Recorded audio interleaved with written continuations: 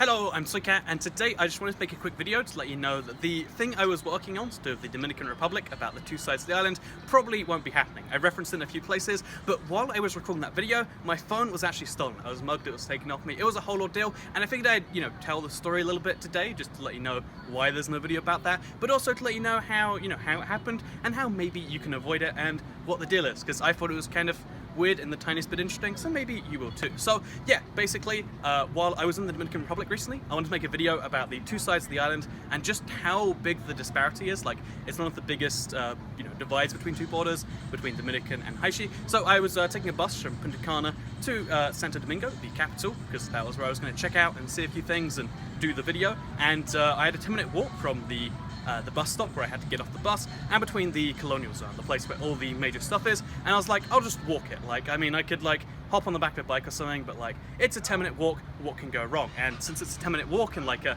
fairly interesting, unseen bit of Santo Domingo, I figure, let's do some recording. So, about 5 minutes in, because I'm doing this walk with all my stuff and whatever, I'm just recording like this, and while I was recording, a fairly common crime apparently, I didn't film it at all because I was busy like focusing on a thing to get some background footage, and a guy hops off his bike, again, I don't see any of this, but suddenly my phone just goes missing. Like, again, it's in my hands and it's not, and I'm like, what is happening? And in a split second, I'm chasing the guy because I need to get my phone back, but before I can, he can run faster than me, and clearly I can't outrun a guy who has the advantage like that.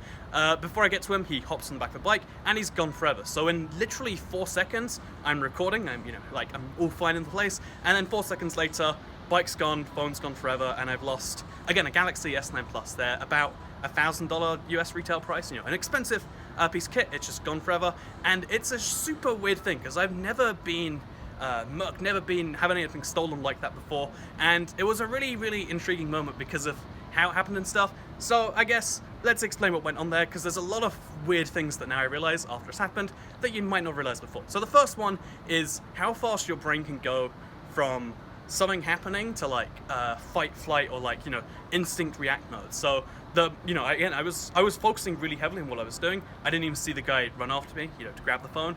But within a 1/10 of a second of my phone being gone, my brain is just like, you've had something stolen, chase this man, get it back, or whatever. So I chased the guy, and again, I think I did surprisingly well for me versus a Dominican, or I don't think it was Dominican, he was another nationality, but me versus another person.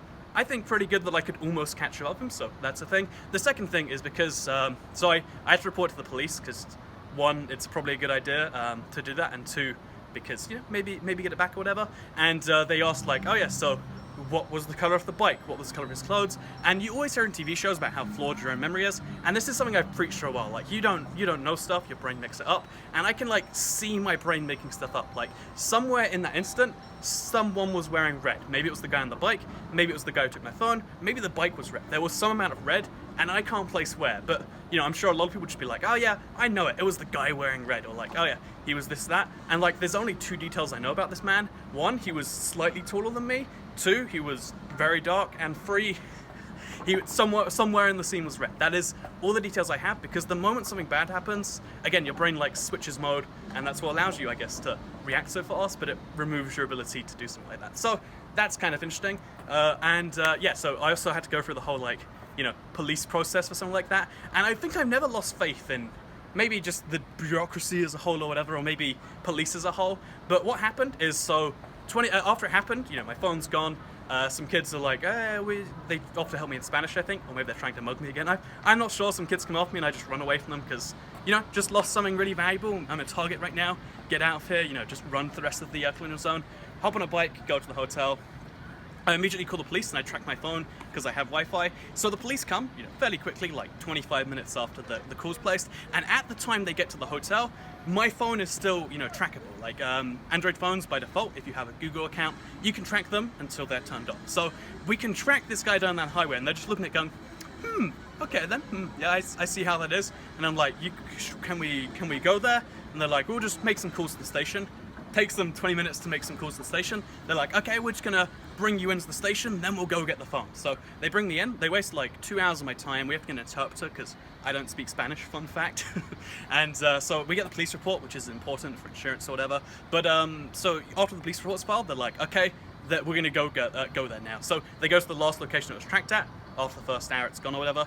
And when they get there, you know, they send back a message and they're like, oh, it's too dangerous, we don't want to go there. And that is the first time I think I've ever heard a real situation of a no-go zone. Like, people, you know, they sell the story of like, oh yeah, this happens all the time, oh, those no-go zones in London and Amsterdam and every major city, like, there's no-go zones, right? But no, this is a real place where police officers, like multiple ones of them with guns, are scared to go, or maybe that's what they make up to stop tourists. But either way, either they're scared to go, or they just don't want to. And that's, I guess that's weird. That's not something you realize, because this is on the, again, the richer side of the island. Like, it's relatively rich, but I guess then compared to how this is, it's relatively poor. But the other interesting thing about this situation is I learned, I guess, how to avoid it better, because again, I had my phone out recording in an area. I think the key thing is, like, one, don't flaunt any wealth like that. Like, I try not to do that ever, but this was like a one-time 10-minute thing between me and where I need to be. Even that 10 minutes, like, it's 10 minutes, it'll be fine. 5 minutes in, I get again, a phone stolen, not a thing that happens all the time. Two is, like, I guess, again, try, if you take pictures, I know this is a fact, like, you look like an obvious tourist or whatever, an easy target, so, like, don't do that. You know how you see, like, Japanese tourists in your town, where you probably live right now, you know, gives them away. Whenever you see people take pictures and not look sure, like, again, try to blend in, try to look like you belong. Taking pictures doesn't look like you belong. Easy thing that gave me away. So, recording IVX2Cat videos, bad thing if you want to preserve your phone. And I guess also, the key thing about that is because my phone was stolen, don't expect a 2Cat video for a while. I have to deal with a lot of nonsense to get it back, so that's a thing. And yeah, I guess, pro tip, if you want to avoid having your phone stolen, don't use it like that. And I guess it could have been worse if my phone wasn't out, it could have been something else. And yeah, two more things I want to say before the end here is that, one, yeah, I looked into the statistics after the fact, because it's a really common type of crime for snatch and grab or whatever it's called, like someone to hop off a bike and then hop back on, grab a belonging, like usually a purse or something. On average, like, the percentages is like 55% have guns, so it's a really good thing I didn't catch him. So that's the consolation of, like, I couldn't do it and I feel bad about that after the fact, like, if only I'd done something different. No, it's quite good that I didn't do something different. And the other thing is, it's really just the tiniest interesting story here. So my video was going to be about the Dominican Republic and Haiti. So they share an island. There's only 5 or 6 islands on the planet that are, you know, split between 2 countries. Haiti and the Dominican Republic are 2 of them, and it's like the biggest disparity between 2 countries. In the Dominican, their economy per person is like 8 times stronger, and it leads to this weird situation where a lot of people from Haiti want to go to the Dominican. And because the Dominican recently changed their laws about immigration and citizenship, a lot of people who were previously Dominican citizens became stateless and therefore can't get jobs and therefore revert to crime. So as I was making this video, again, it was going to be about how people have to resort to crime. People came up to me and resorted to crime. And for the record, the amount that my phone, again, like an average phone, I'm not just saying like my phone, I have such an expensive one. If you have a current flagship phone, like 2018, 2017, it's worth between $700 to $1,000.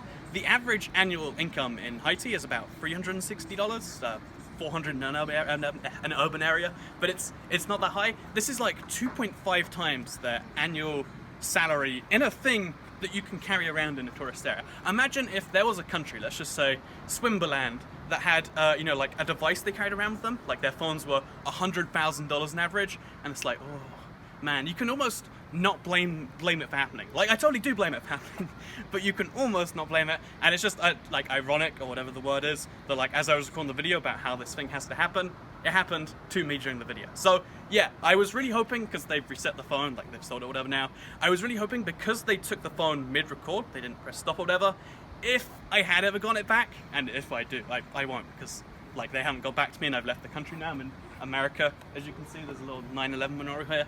But basically, if it ever came back, there'd be the coolest video of me being robbed midway through.